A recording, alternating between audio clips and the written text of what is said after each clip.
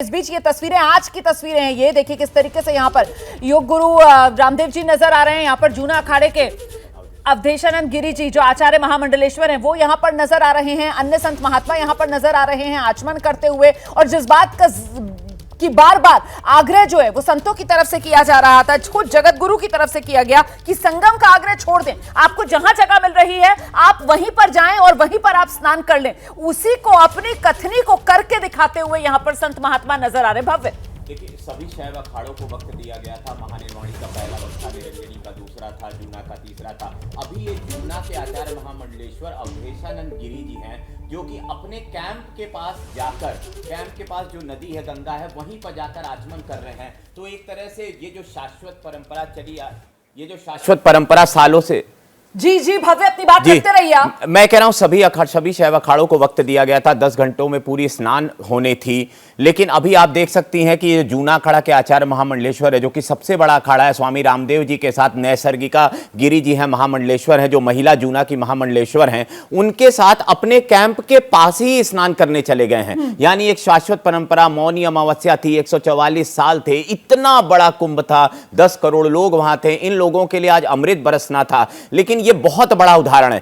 शाही स्नान न सही, लेकिन कम से कम वो प्रतीकात्मक तौर पर स्नान कर रहे हैं। और जो बात खुद जगत गुरु की तरफ से कही गई थी, आम श्रद्धालुओं को जो संदेश दिया गया था कि संगम का आग्रह छोड़ दें, और वही यहां पर कर ये संत महात्मा दिखा रहे हैं। इनका जहां शिविर लगा हुआ है और वहां पर जो गंगा है उसी जल में आचमन करते हुए। जी, इतना बड़ा उदाहरण है कि सारे संत सुबह अपने रथ पे चढ़ चुके थे, पर जैसे ही भगदड़ की खबर आती है सारे संत अपने अखाड़ों में कैंसिल करते हैं अपने स्नान को और पैदल चलकर आम लोगों के साथ स्नान करके महानिर्वाणी के बहुत सारे इस समय महामंडलेश्वर वापस आ चुके हैं। ये तो जूना अखाड़े के हैं। ये जूना अखाड़े के हैं। जूना अखाड़ा का तीसरा नंबर है, आपको भी पता है, 40 मिनट मिले थे। लेकिन जूना अखाड़े के आचार्य जिस भाव से, और पिछले कुंभ में आपको याद हो ये पैदल चल के आ रहे थे, उस समय भी इन्होंने रथ छोड़ दिया था। तो आज कहीं ना कहीं जूना अखाड़े ने फिर से एक बार मिसाल रखी है। स्वामी रामदेव जी भी साथ खड़े हैं, आप देख सकती हैं। जबकि ये लोग एकदम दलबल के साथ आते, स्नान करते, नागा इनके आगे पीछे होते। आप नागाओं का त्याग समझिए। आज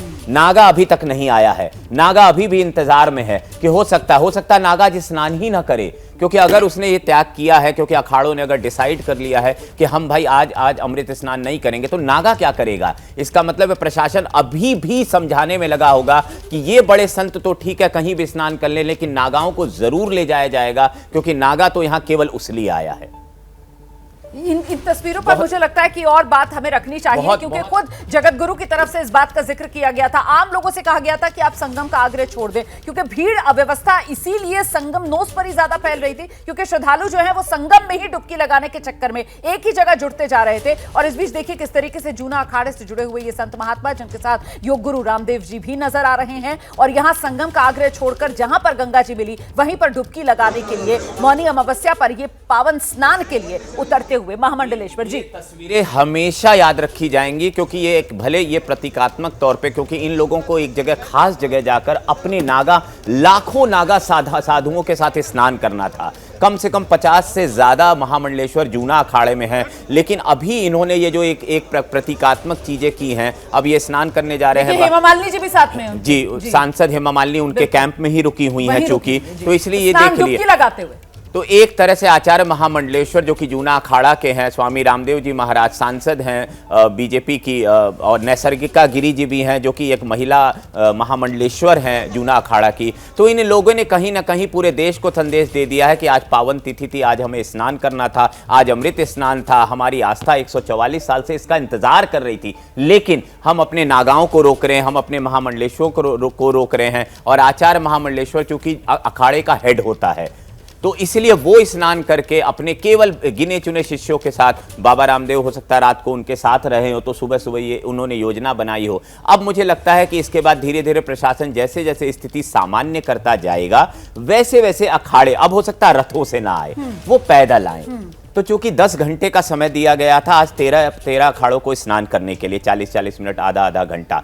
अब ये अखाड़े धीरे धीरे, मेरा मानना है धीरे धीरे स्नान करेंगे और चले जाएंगे। वो प्रशासन को भी सहयोग दे रहे हैं। विजय किरण आनंद जी की बात हो रही है, 2019 में भी वो मेला अधिकारी हुआ करते थे। 2019 का पहले जरा इन्हीं तस्वीरों पर रहे हम, क्योंकि ये तस्वीरें बेहद महत्वपूर्ण है, जरा बताइए ना इनके बारे में। दरअसल देखिए, आचार्य महामंडलेश्वर की एक परंपरा होती है, जब वो घाट पर आता है तो सबसे पहले गंगा का आचमन करता है। उन्होंने आचमन किया, आचमन करने के बाद उन्होंने 3 डुबकी लगाई। और ध्यान रखिएगा, हम सब वो एक बार में 3 डुबकी लगाते हैं। हम लोग ज्यादातर क्या करते हैं, इस तरह जो संतों की एक परंपरा है, अब वो क्या करें, अपने आसपास के शिष्यों को गंगा के पूजन के लिए सामग्री दे रहे हैं। अब वो सामग्री देखिए, सभी लोग अभी खड़े होकर गंगा का पूजन करेंगे। गंगा को वस्त्र अर्पित किया जा रहा है। इवन अगर आपको याद हो, 2 दिन पहले ऐसे दृश्य आए थे, गोविंद देवगिरी जी वो सोना अर्पित करके गंगा को गए थे, सोने के जेवर गंगा में देकर चले गए थे। तो अब ये देखिए, ये वस्त्र अर्पण किए जा रहे हैं, क्योंकि परंपरा आचार्य को निभानी है। आचार्य अपनी परंपरा उसी तरह निभा रहे हैं जिस तरह अगर यह हादसा नहीं होता तब भी निभाते।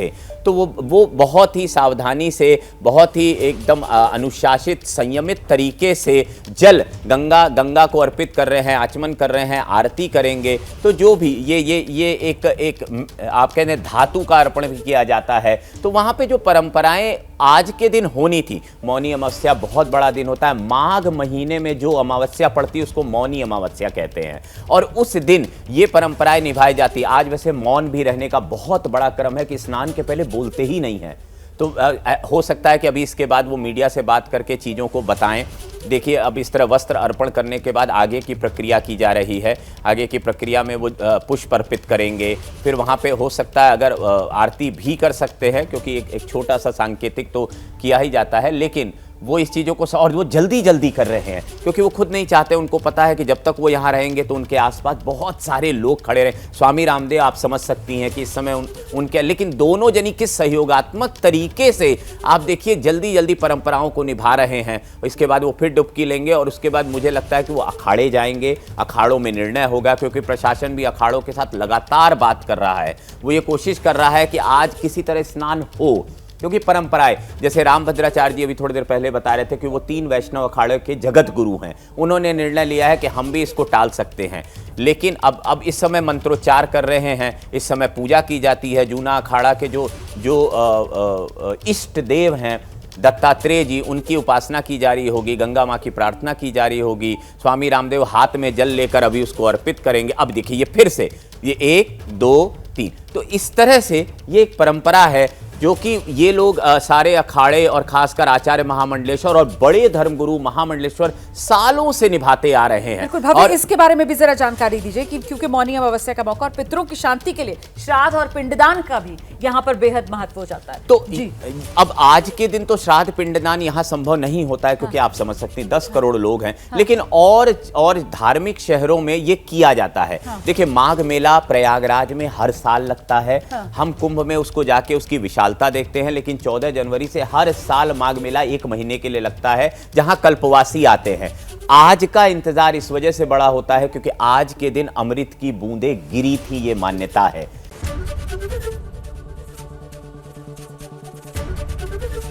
एबीपी गंगा, खबर आपकी, जुबान आपकी।